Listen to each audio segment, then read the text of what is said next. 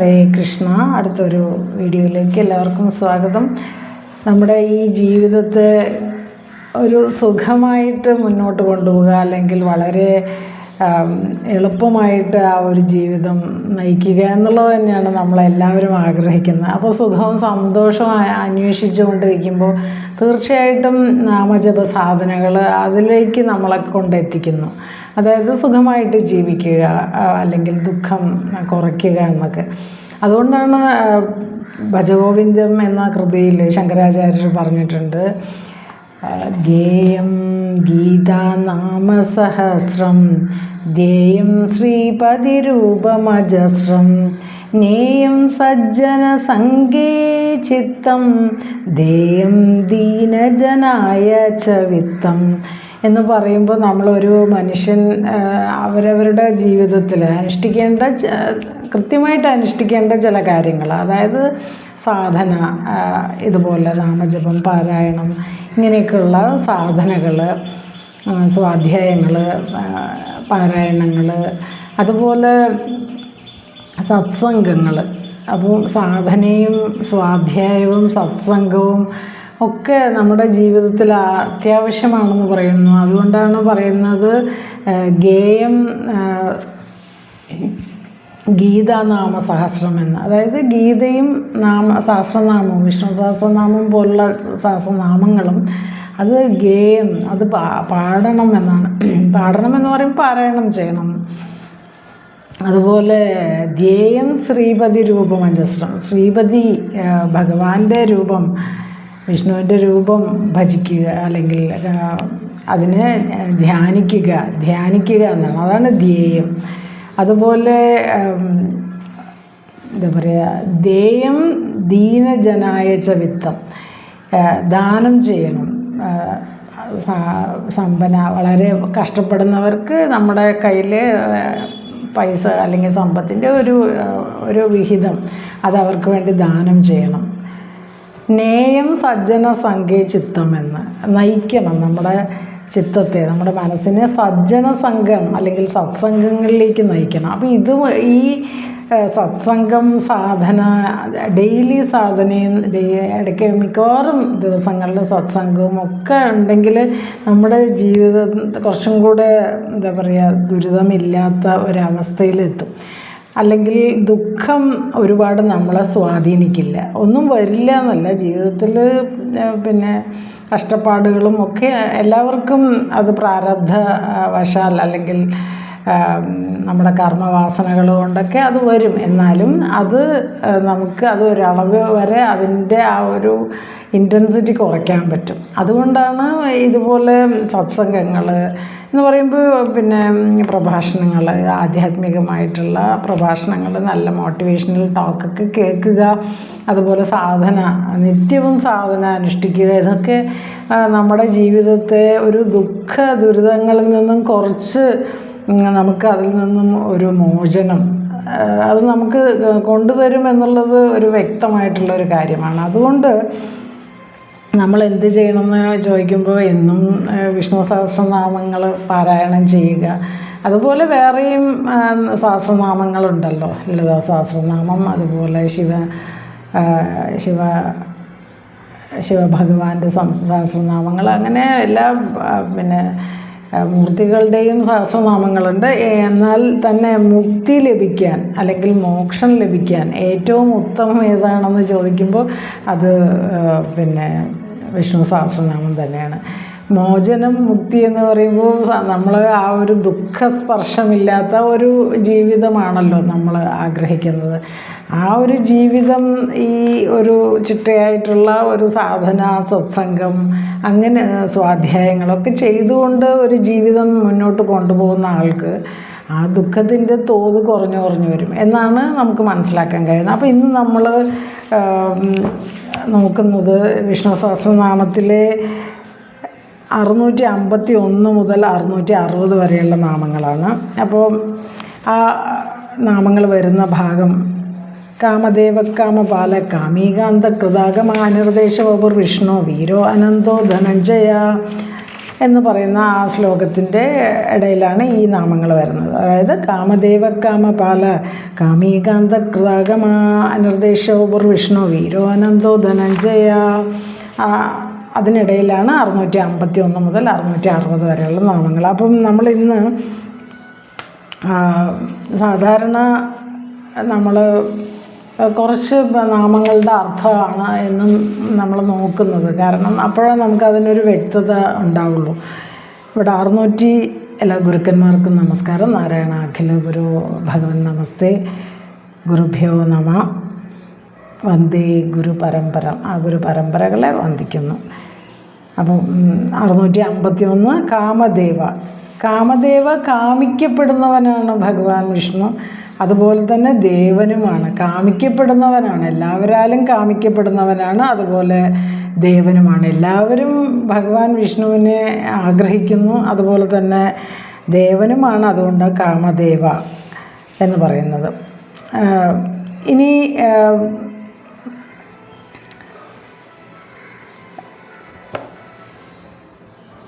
ധർമാവിരുദ്ധോ ഭൂതേഷു കാമോസ്മി ഭരതർഷഭ എന്ന് പറയുന്നുണ്ട്. അതായത് ചാപ്റ്റർ 7 11ാമത്തെ ശ്ലോകം.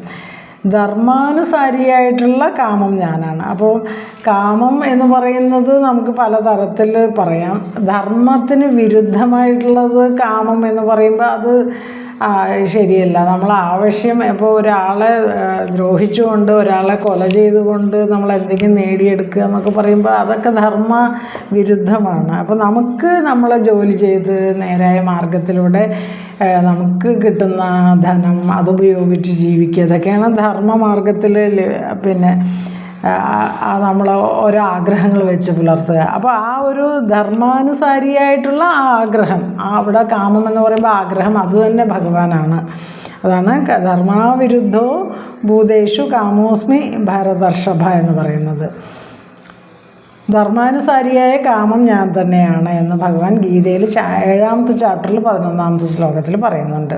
ഇനി 652 കാമപാലഹ. കാമികളുടെ കാമനകളെ അല്ലെങ്കിൽ കാമങ്ങളെ പാലിക്കുന്നു. കാമങ്ങളെ പാലിക്കുന്നവൻ, അതാണ് കാമപാല.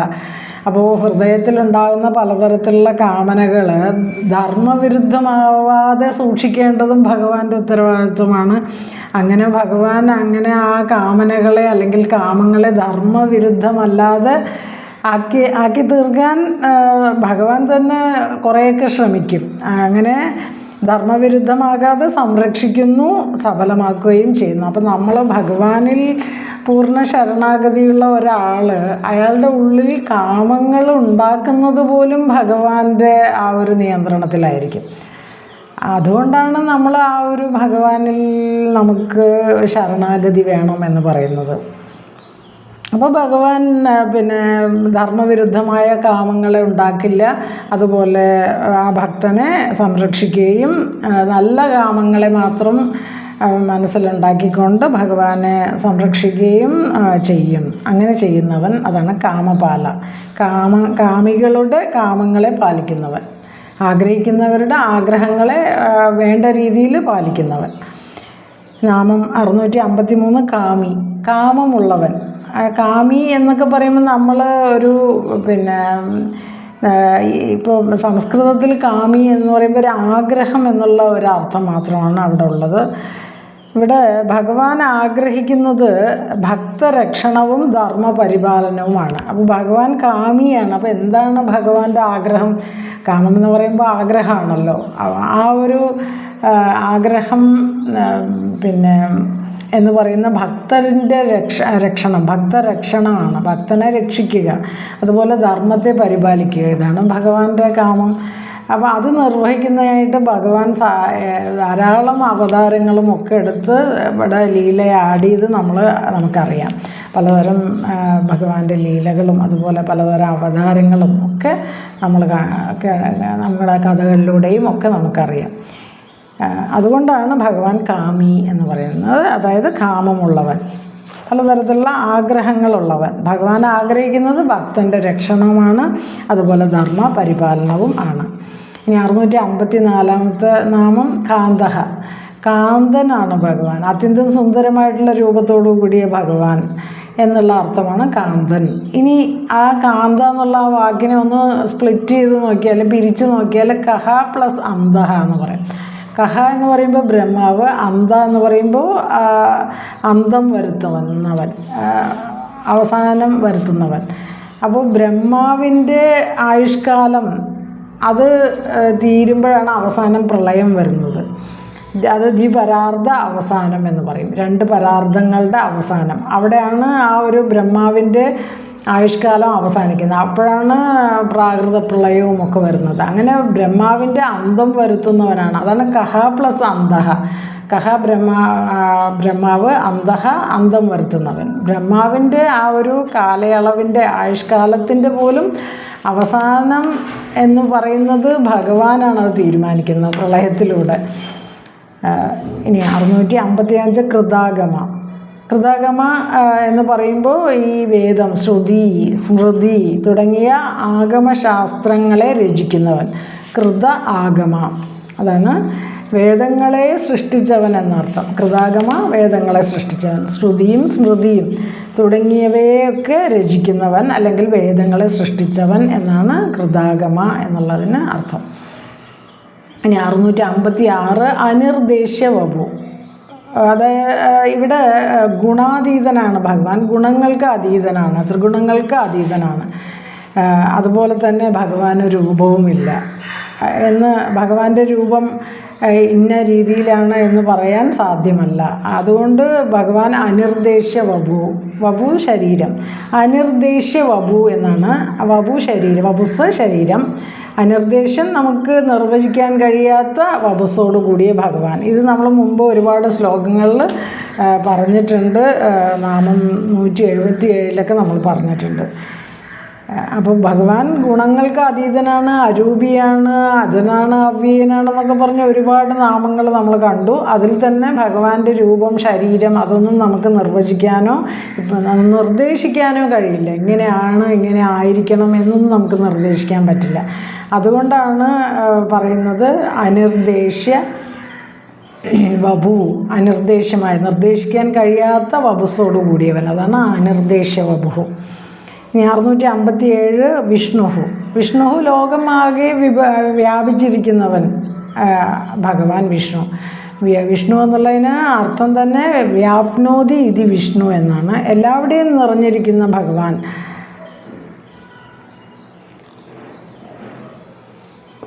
അപ്പോൾ ജ്ഞാനികൾ പറയും വിഷ്ണുവിൻ്റെ പരമമായ പദത്തെ ആകാശത്തിൽ സർവത്ര വ്യാപിച്ചിരിക്കുന്ന സൂര്യബിംബം പോലെ കാണപ്പെടുന്നു എന്ന് ഋഗ്വേദത്തിൽ പറയുന്നുണ്ട്. അതായത് വിഷ്ണുവിൻ്റെ ആ ഒരു പദം എവിടെയാണോ ഉള്ളത് അവിടെ ആ പരമമായ പദം അത് എങ്ങനെയാണെന്ന് പറയുന്നു. ആകാശത്തിൽ സൂര്യൻ ഉണ്ടാകുമ്പോൾ ആ സൂര്യനെ എല്ലാവർക്കും ഒരുപോലെ കാണാം. അത്രയും അത് എല്ലാവർക്കും കാണാൻ തക്ക രീതിയിലാണ് സൂര്യൻ പ്രകാശിച്ച് നിൽക്കുന്നത്. അതുപോലെയാണ് ജ്ഞാനികൾ വിഷ്ണുവിൻ്റെ പരമപദത്തെ പറയുന്നത്. എങ്ങനെയാണ് ആകാശത്തിൽ സർവത്ര സൂര്യബിംബം വ്യാപ്തമായിരിക്കുന്നത് പോലെ. അതുകൊണ്ടാണ് വ്യാപ്നോതി ഇതി വിഷ്ണു എന്ന് വിഷ്ണു എന്ന നാമത്തിന് അർത്ഥം. ഇനി 658 വീരഹ.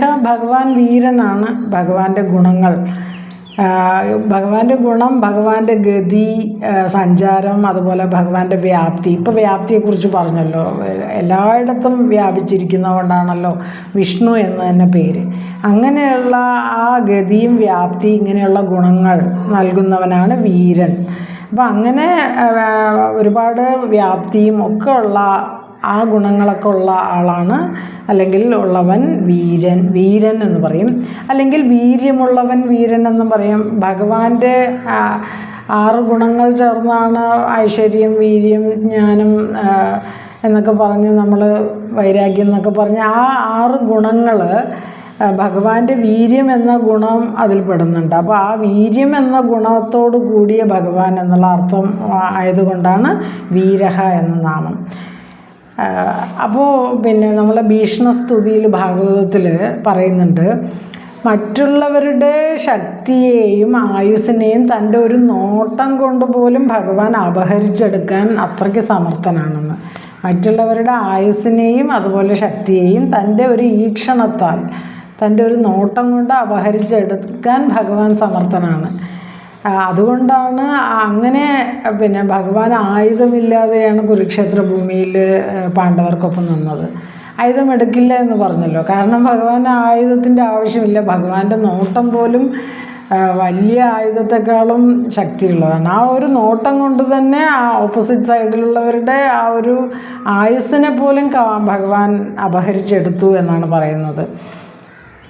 അങ്ങനെ ആയുസ്സിനെ ശത്രു സൈന്യത്തിലുള്ളവരുടെ അവരെ ഒരു നോട്ടം കൊണ്ട് അവരുടെ ആയുസ്സിനെ ഹരിച്ച ആ ഭഗവാനിൽ എനിക്ക് ഭക്തി ഉണ്ടാകണേ എന്നൊക്കെ ഭാഗവതത്തിൽ 1-ാമത്തെ സ്കന്ധം ചാപ്റ്റർ 9 3-ാമത്തെ ശ്ലോകത്തിൽ പറയുന്നുണ്ട്.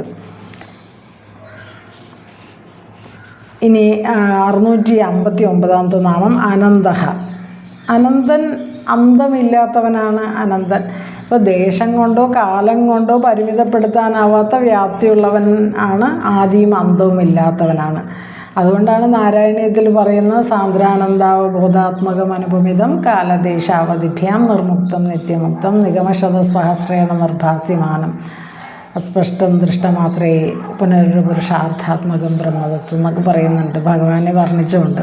അപ്പോൾ കാലദേശാവധിഭ്യാം എന്നാണ്. കാലദേശങ്ങൾ കൊണ്ട് പരിമിതപ്പെടുത്താൻ കഴിയില്ല ഭഗവാനെ. ദേശം കൊണ്ടോ കാലം കൊണ്ടോ പരിമിതപ്പെടുത്താനാവാത്തതാണ് കാലദേശാവധിഭ്യാം. അങ്ങനെ വ്യാപ്തിയുള്ള ഭഗവാന് ആദിയുമില്ല അന്തവുമില്ല. അതുകൊണ്ട് അന്തമില്ലാത്തവൻ എന്നുള്ള അർത്ഥമാണ് അനന്തഃ എന്ന നാമം പറയുന്നത്. ഭഗവാൻ അവിനാശിയാണ്, ഭഗവാൻ നാശമില്ല. അങ്ങനെയുള്ള ഭഗവാന്റെ ഗുണങ്ങളുടെ അന്തം, ഗുണങ്ങളുടെ അവസാനം അതറിയാനും ആർക്കും സാധ്യമില്ല. അങ്ങനെ ഗുണങ്ങൾക്ക് അല്ലെങ്കിൽ അന്തമില്ലാത്തവൻ, അല്ലെങ്കിൽ പൊതുവെ ഭഗവാൻ അന്തമില്ലാത്തവനാണ്, അവസാനം ഇല്ലാത്തവനാണ്. ദേശം കൊണ്ടോ കാലം കൊണ്ടോ പരിമിതപ്പെടുത്താനാവാത്ത വ്യാപ്തിയുള്ളവനാണ് ഭഗവാൻ വിഷ്ണു. ആദിയും അന്തവും ഇല്ല എന്നാണ് അനന്തഃ എന്ന നാമം. ഇനി 660-ാമത്തെ നാമം ധനഞ്ജയ. അർജുനൻ്റെ ഒരു പര്യായമാണ് ധനഞ്ജയൻ. ഭഗവാൻ പറയുന്നുണ്ട് ചാപ്റ്റർ 10 ഭഗവത്ഗീതയിൽ 57-ാമത്തെ ശ്ലോകം, പാണ്ഡവാനാം ധനഞ്ജയ എന്ന്. ഞാൻ പാണ്ഡവന്മാരിൽ ഞാൻ ധനഞ്ജയനാണെന്ന്. അങ്ങനെ എല്ലാ കാര്യങ്ങളിലും മേന്മയുള്ള ഒരു കാര്യം പറഞ്ഞിട്ട് അത് ഭഗവാനാണെന്ന് പറയാം. അശ്വത്ഥാനാം വൃക്ഷ എന്നൊക്കെ പറയുന്നുണ്ടല്ലോ. അതുപോലെ പാണ്ഡവാനാം ധനഞ്ജയ എന്ന് പറയുന്നുണ്ട്. പാണ്ഡവന്മാരിൽ ഞാൻ ധനഞ്ജയനാണ്. കാരണം 5 പഞ്ചപാണ്ഡവന്മാരിൽ ഏറ്റവും കഴിവും ഏറ്റവും ശ്രേഷ്ഠനായിട്ടുള്ളത് ധനഞ്ജയൻ, അതായത് അർജുനൻ തന്നെയാണ്. അതുകൊണ്ടാണ് പാണ്ഡവന്മാരിൽ ഞാൻ ധനഞ്ജയനാണ് എന്ന് പറയുന്നുണ്ട്. അതുകൊണ്ട് അർജുനൻ്റെ ഒരു പര്യായം ആണ് ഈ ധനഞ്ജയൻ എന്ന് പറയുന്ന ആ ഒരു ഭഗവാന്റെ നാമം. അപ്പോൾ ഭഗവാൻ തന്നെ അർജുനനാണ് എന്നും നമുക്ക് വേണമെങ്കിൽ പറയാം. പാണ്ഡവരിൽ വെച്ച് ധനഞ്ജയനായ അർജുനൻ ഞാനാകുന്നു എന്ന്. അതായത് അർജുനന് അത്രയും കഴിവും ശക്തിയും ഉള്ളത് ഭഗവാൻ തന്നെയാണ് അർജുനൻ. അതുകൊണ്ടാണ് പാണ്ഡവാനാം ധനഞ്ജയ. പാണ്ഡവന്മാരിൽ ധനഞ്ജയൻ ഞാനാണ്, അല്ലെങ്കിൽ ധനഞ്ജയൻ അർജുനൻ ഞാനാണ് എന്ന് ഭഗവാൻ അവിടെ പറയുന്നുണ്ട്. അപ്പോൾ 660 വരെയുള്ള നാമങ്ങളാണ് നമ്മളൊന്ന് നോക്കുന്നത്. 651 മുതൽ 660 വരെയുള്ള നാമം, അതായത് കാമദേവ കാമപാല കാമീകാന്ത കൃതാകമാനർദ്ദേശവപുർ വിഷ്ണു വീരോ അനന്തോ ധനഞ്ജയ. അങ്ങനെ ആ ഭാഗത്ത് വരുന്ന നാമങ്ങളാണ് നമ്മൾ നോക്കിയത്. ഇത്രയും ഭാഗം ഗുരുവായൂരപ്പന് സമർപ്പിക്കുന്നു. കായേന വാച മനസേന്ദ്രിയർവ ബുദ്ധ്യാത്മനാവ പ്രകൃതി സ്വഭാവാത് കരോമി യദ്യത് സകലം പരസ്മൈ നാരായണായേതി സമർപ്പയാമി. ഭഗവാനെ സമർപ്പിക്കുന്നു. സർവം ശ്രീകൃഷ്ണാർപ്പണമസ്തു. അപ്പോൾ വീണ്ടും അടുത്തൊരു വീഡിയോയിൽ കാണുന്നവരെ നമസ്കാരം.